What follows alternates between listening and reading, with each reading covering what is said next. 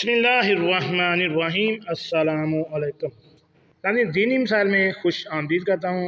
हमारा आज का मसला या सवाल अहादीस की रोशनी में रोज़ा की हालत में हैज़ आ जाने पर खाने पीने का क्या हुक्म है।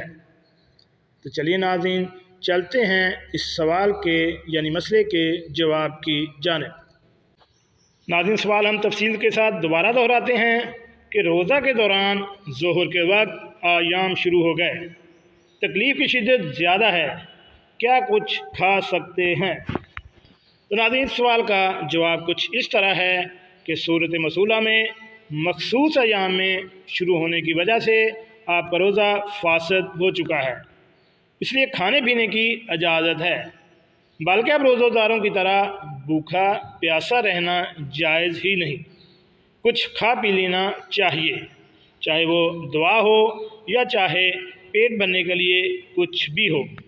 अलबत्ता इसके बरक्स अगर हाइज़ा औरत दिन का कुछ हिस्सा गुजरने के बाद पाक हो गई तो अब दिन के बकिया हिस्से में रोज़ेदारों की तरह खाने पीने से रुके रहना ज़रूरी होगा।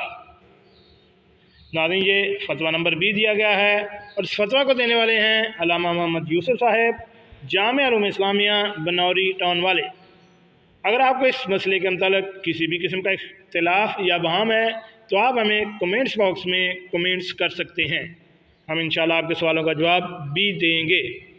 और ऐसी मालूमाती वीडियो हासिल करने के लिए मेरे इस चैनल दीनी मसाइल को